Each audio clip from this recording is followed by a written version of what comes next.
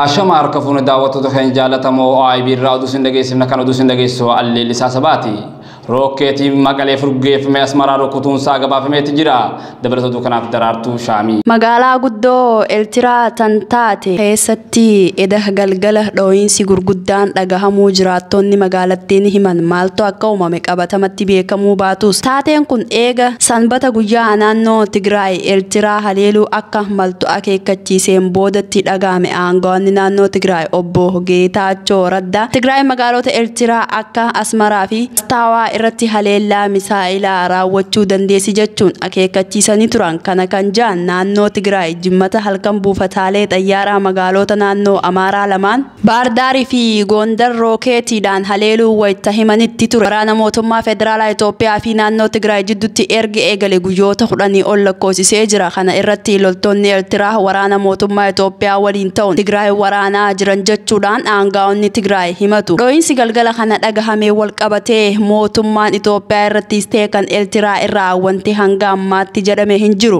Rookeetiin Baardaarii fi Gondaritti dhukaafame naannoo buufataalee xayyaaraa miidhaa ga'e. Rookeetii gara magaalattii gurguddoo naannoo Amaaraa Baardaarii fi Gondaritti dhukaafame naannoo buufataalee xayyaaraa miidhaan ga'u koreen labsii yeroo muddamaa raawwachiisu ibse. Haleellaan kun sadaasa 13 bara 2020 halkan keessaa toora naannoo 5 kan raawwatame ta'ullee eeruun naannoo buufataalee xayyaaraa argamanitti miidhaan ga'u buufataalee xayyaaraa kanneen kana waraana ta'uu fi dhiisuu akkasumas miidhaan gahe maal akka ta'e wanti ibsame hin jiru. Mootummaan naannoo Amaaraa game isaatiin wanta raawwatame dhoohinsa jedhee ibsa TV naannichaatiin dabarseen magaalaa Baardaarii fi naannoo Makoodii jaamu akkasumas Gondar bakka Azaazoo jaamutti sa'aatii wal fakkaataatti dhoohinsi jiddugaleessaa mudateera jedhe. Mootummaan naannoo Tigraay buufataalee waraana Baardaarii fi Gondar jiran haleeluu beesisee haleellaan kunis halkan keessa tilmaama naannoo sa'a 5 raawwachuu kan hime. Jiraataan magaalaa Baardaar tokko dhoohinsi gurguddaan lama dhaga'uu dubbata. Sagalee dhukaasaa dhagahame guddaa ta'urraa kan ka'e hirriibaan dammeessee jechuun jiraataan kun dubbate. Sana hordofuunis yoo xiqqaate daqiiqaa 20 magaalattii keessatti dhukaasni dhagahamaa akka ture hima. Koreen labsii yeroo muddamaas ta'e mootummaan naannoo Amaaraa haleellaa kanaaf TPLF itti gaafatamaa taasisan.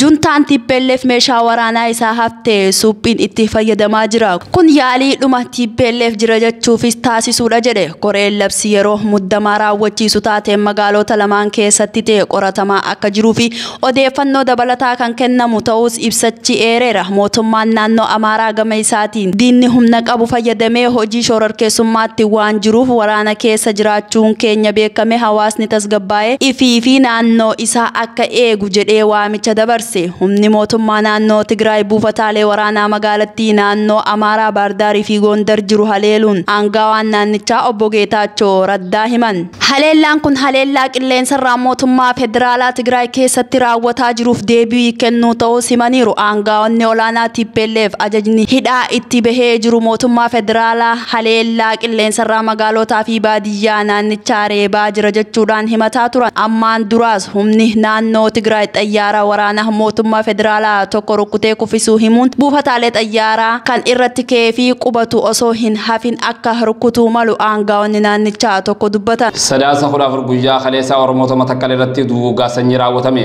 Oromoonni Matakkal badii tokko malee Oromaa ta'uu isaaniitiif konkolaatarraa gabbuufamanii duguuggaa sanyii irratti raawwatamu maddeen keenya gamasii gabaasaniiti jiran.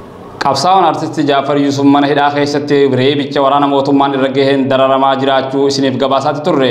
Artisti Jaafar Yuusuf yeroo ammaa kana haal isaa yaaddeessaa ta'uu hiriyyaan isaa mana yaalaatirraa OIB'n odeeffate. Kenya OIB raayinsi bilbiraa jira. Artistii Jaafar Yuusuf biratti argamta jechuudha. Geetii waan kana qulqulleeffachuuf si dawwale. Artistii Jaafar Yuusuf magaalaa Finfinnee keessaa torbee lamaan dura moo akkana waraana mootummaatiin qabame mana hidhaa keessatti hidhamee jira. Achi keessatti illee rakkoon adda addaa irra ga'u nyaata dhabuu fi waan adda addaa irra ga'uun illee akka OIB'tti gabaasaa turuun keenya ni yaadatama. Odeeffannoo harkannirraayi. Amma sababa sanirraa ka'ee hanga inniif wallaaluu yaala dhoorkanii mana hidhaa keessatti hanga lubbuun baaturra gaheeti. Amma mana yaalaa seenee jira jechuudha. Dhageenya waan kana mirkaneeffachuuf si bilbilee mee amma haalli fayyaa isaa akkamirra jira guutumaan guututti waan inni irra jiru nuuf ibsime. Haala fayyaa isaa waan inni irra jiru duubarra ka'insi himaa Jaafar akkuma beektan akkuma isinis miidiyaadhaanis gabaasaa turtanii fi miidiyaadhaanis dubbataa turtan. Ji'a tokkoo fi oliif gara ji'a lamaatiif mana hidhaa Burraayyuu kana keessa ture. Waraana mootummaatiin qabame. Achi booda achi keessatti reebicha cimaatu irra ga'ee achi keessatti reebanii san booda haga yaala dhabuu takka yaala yeroo hedduu namoonni dhaqanis akka mana yaalaa geessan gaafataa turani. Haala kanaan yeroo hedduudhaaf bakka achi keessatti waan dhukkubbiin irra tureef amma achi gadi ba'ee mana yaalaa jira. Mana yaalaa kanatti gaarraas altiraasaawundii waan akkasii raajii sanfaa hospitaala biratti kaasanii amma ammoo gara Hayaat hospitaalatti nu erganii isaa ammaa kana Hayaat hospitaalii jira. Haalli ammoo inni irra jiru haala baay'ee nama yaachisaadha. Haala ulfaataadha, baay'ee dhukkubaa siin jedha. Tole, mee haala wal'aansaatii wajjin wal qabatee egaa artistiin Oromoo kan qabu akka qabeenyaatti uummata isaati. Mee artistiin kun wal'aanamuuf baasii yoo eenyu gargaaru jira? Wanti kana mee akka ibsituun barbaada?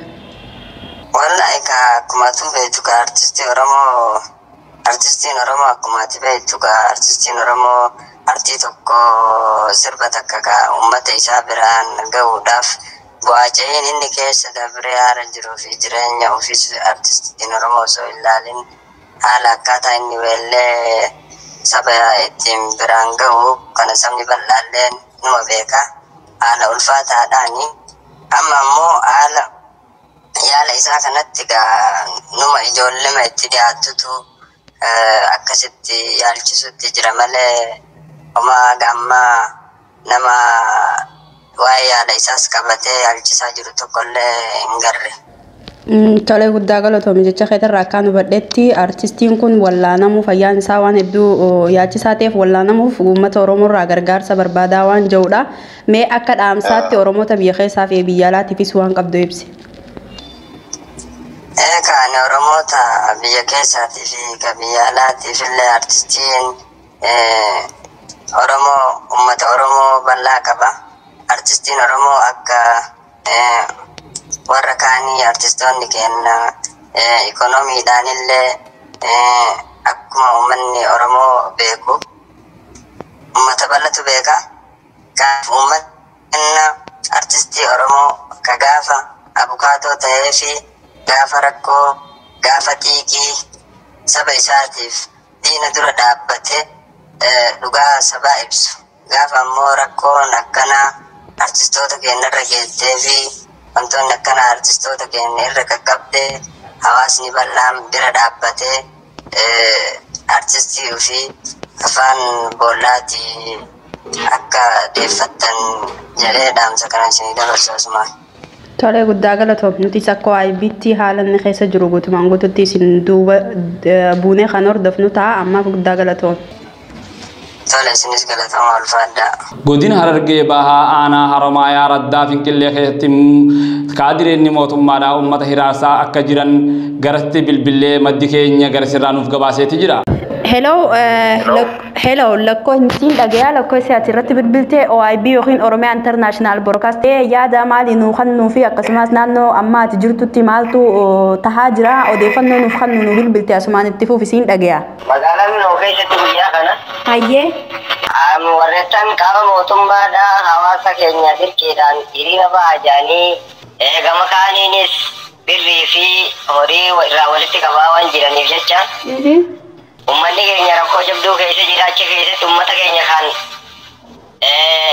mataa ifiitiin bulfatu dadhabee maatii ifiitiin bulfatu dadhabee deeggarsa raayyaa ittisa biyyaa kennaa jechuudhaan isaan kana dararaa jiran jechuudha.